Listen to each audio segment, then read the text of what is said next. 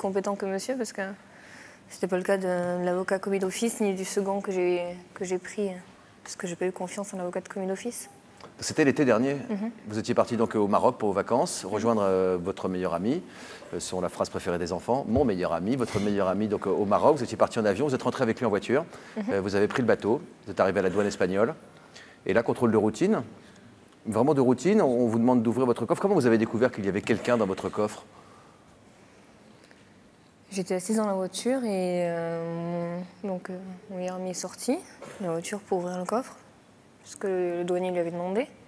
Et il ouvre le coffre et puis je pense qu'ils ont dû fouiller, quoi, regarder du moins, parce qu'il n'y avait pas grand-chose à fouiller vu qu'il n'y avait pas beaucoup d'affaires dans le coffre. Et directement, aussitôt j'ai entendu quelqu'un qui parlait. C'était pas la voix de Toufik, c'était pas la voix d'un Espagnol. C'était donc ce clandestin qui commençait à parler. J'ai pas compris. Ce qui se passait. Ce qui se passait, ce qu'il foutait là. Oui, parce que c'est pas la blague d'un collégien qui s'est caché dans un placard et qui fait une farce, là. C'est beaucoup plus embêtant. Vous avez su plus tard que vous encouriez une peine de 7 ans pour avoir été complice, en fait, d'avoir aidé à passer un clandestin d'un pays à l'autre. Ça aurait pu être beaucoup plus grave que ça l'a été, même si ça a été très important quand même, puisque vous avez passé quand même 3 mois. Moi, j'ai passé 3 mois. Quand je vois le gars qui est resté 5 ans, je vais pas me plaindre. Ou le père de Julien qui restait 3 ans, enfin. Oui. Oui. Enfin, 3 mois quand même, j'imagine, dans la vie d'une jeune femme, ça a dû. Votre maman dit que vous n'êtes plus pareil qu'avant. Vous-même, vous le dites. Oui. Qu'est-ce qui a changé? Je fais un peu plus attention, je pense, aux gens qui sont autour de moi. J'ai compris que les gens qu'on aimait, on pouvait en être séparés du jour au lendemain. Là, on en prend conscience. On se dit, bon, l'accident, ça lui est arrivé, mais bon. Là, on le vit, quoi. C'est pas pareil. Alors, on revient au fait comment ça s'est passé ensuite. Ça s'est enchaîné vite. Enfin, je veux dire, une fois qu'ils avaient trouvé le clandestin, vous êtes sorti de la voiture, vous étiez placé en garde à vue? Non, pas directement en garde à vue. On a été dans un... Je pense que c'était dans le bâtiment des douaniers, je sais pas comment on appelle ça. Et ils nous ont posé des questions, ils ont fait l'inventaire des affaires qu'on avait sur nous. Ensuite, on est resté dans une petite cellule séparément pendant 3 heures, je pense. Parce que je sais qu'à 8 heures, on est arrivé au commissariat, on a été placé en garde à vue. Et on est resté en garde à vue plus de 24 heures, durant laquelle on a vu l'avocat commis d'office. Et on a passé faire les empreintes, etc., les photos. Ça, c'est marquant aussi. C'est marquant, j'imagine. Hein. Là, on se dit, c'est pas une blague, quoi. Ça concrétise un petit peu l'embrouille. Vous étiez comme Julien, vous avez l'impression d'être devant un film ou vous avez... Ouais. Tout à fait, ouais. Surtout quand l'avocat vient nous dire que finalement, on va en prison. Ouais. C'est extérieur. En extérieur, on comprend rien. C'est ça, c'est réaliste. Là, vous êtes placé en prison. Ouais. D'abord, on voit le juge et puis finalement, on part en prison. Ouais. Vous étiez encore avec votre petite amie? Non, là, vous étiez séparés à quel moment, en fait, l'un et l'autre? En garde à vue. On n'était pas du tout ensemble. On pouvait communiquer, puisqu'on était dans des cellules qui étaient pas mitoyennes, mais entre nos 2 cellules, il y en avait 2. Qu'est-ce que vous vous disiez? Qu'est-ce qui se passe? Ouais, qu'est-ce qui se passe? Pourquoi on est là? Qu'est-ce qu'il y a? Comment ça va se passer? Vous avez pensé que Toufik était peut-être complice du clandestin? Jamais, à aucun moment? Jamais. Il n'est pas assez stupide pour m'embarquer là-dedans. Même si c'est un homme. Ah oui. Petite gentillesse derrière, merci beaucoup. Derrière. On prend, on reçoit, c'est bien reçu. Donc vous avez été placés en prison tous les deux séparément, puisque vous n'êtes pas du même sexe. J'étais avec d'autres femmes. Directement, j'ai été accueillie par des Françaises, par un petit groupe de Françaises. Il a fallu regarder un petit peu comment ça se passait, et puis voilà, accuser le coup. Et vous disiez que ça pouvait durer longtemps, ou vous disiez que ça allait durer quelques heures, quelques jours? Je rejetais totalement l'idée d'y rester, ne serait-ce qu'un jour. Ah non, c'était inconcevable. Il fallait pas m'en parler. Quand est-ce que vous avez pu prévenir votre maman? Le lendemain, je suis rentrée en prison, c'était le 12. Le jeudi 12, on est arrivé, je pense, vers 19h. Au mois d'août? Oui. Et c'était trop tard pour appeler, parce que j'aurais pu appeler une fois qu'on entre en prison, on fait encore un relevé d'empreinte. Et à ce moment-là, on donne de l'argent si on avait du liquide sur nous. Mais moi, les douaniers m'ont tout pris. Ah bon? Ouais. Volé? Non, j'avais une somme parce qu'on comptait aller en Espagne et passer quelques jours avant d'entrer en France. Oui, donc vous avez de l'argent pour vos vacances, quoi. Voilà. Et ça a été gardé comme, je sais pas, pièce de conviction ou preuve, je sais pas du tout. Donc, ça a Comme été si vous aviez gardé... reçu de l'argent du clandestin ou quelque chose comme ça, Voilà. j'imagine. Ouais. Ouais, ça. C'était considéré comme un paiement. Donc, Comme une preuve, quoi. Donc ça a été mis sous scellé. Bon, d'accord.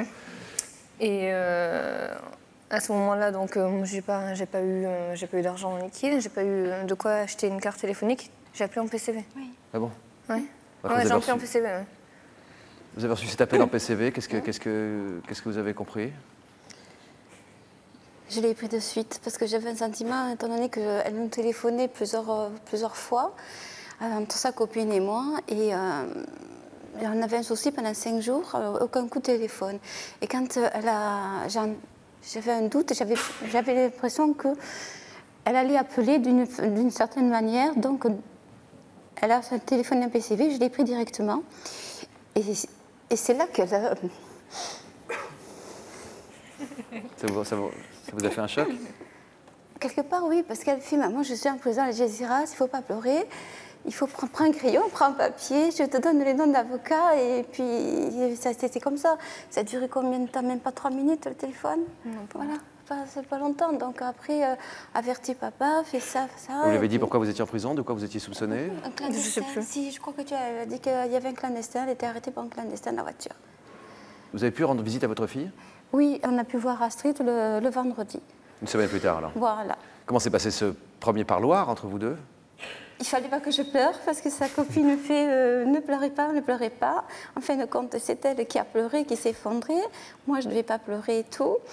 Et bon, mon impression, c'était de la voir. Elle avait maigri et c'était ses yeux. Moi, ça m'a choquée. Elle avait des yeux, ils étaient morts. Il ne brillait pas? Non, quand on voit ses yeux bleus et tout, c'était des yeux morts. Il n'y avait plus de vie en elle. C'était. Qu'est-ce qui s'était passé pour que vous voyiez comme ça? Vous en étiez consciente que quelque chose s'était éteint en vous? Parce que les mamans, elles voient tout, hein. Non. Vous avez fait des allers-retours entre la France et l'Espagne pour Oui. aller épauler votre Oui. fille? Oui. Il a fallu emprunter des sous? Oui, Parce que ça représente beaucoup d'argent. oui. Et vous, pendant ce temps-là en prison, qu'est-ce que vous faisiez de vos journées? Qu'est-ce qu'on faisait de nos journées? On dessinait. Je dessinais beaucoup, j'avais que ça à faire. J'avais du temps à tuer, donc on dessinait, on écrivait. J'ai correspondu avec des gens que je ne connaissais pas, qui ont vu les reportages. En France? Ouais. Et qui m'ont écrit pour me soutenir, tout ça. C'est bien ça. Ouais. Et donc j'ai fait des connaissances. Et puis j'ai fait un jeu de cartes aussi. On a fait un jeu de dames, alors c'était marrant parce qu'on n'avait pas les pions. Les noirs et les blancs, on n'avait pas. Alors? Donc les mégots. Il y a les On mégots était dans noirs la et les mégots cour, blancs? non, il y avait les mégots dénudés, puis D'accord. les mégots. Faut s'occuper, quoi. Bah ouais.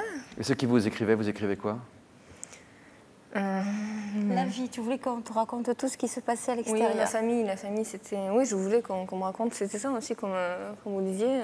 Besoin de savoir ce qui se passe à l'extérieur. J'ai pas envie d'être coupée du monde. Je suis peut-être en prison, mais. Et même si ma vie à moi, elle s'est arrêtée, la vie des autres, elle continue. J'ai besoin de savoir ce qui se passe. Je veux pas être. Je suis déjà exclue de leur vie. Si en plus je sais pas ce qui se passe dans leur tête, si je vis pas un petit peu par procuration avec eux, Vous je décrochez? vais plus. Voilà. Ouais. Donc déjà que j'acceptais pas cette situation, non. Vous avez cru à un moment que vous pouviez y passer beaucoup de temps dans cette prison? Ben, on nous disait que le procureur demandait 7 ans. L'avocat nous disait c'est bon, vous allez sortir, le premier. Pas l'avocat de commis d'office, le premier qu'on a pris. Il disait vous allez sortir, vous allez voir les preuves, etc. Finalement, il avançait pas trop. Et oui, j'ai cru. Quoi, j'ai cru. Vous avez pensé à un moment C'était une éventualité, oui, parce que le procureur demandait 7 ans.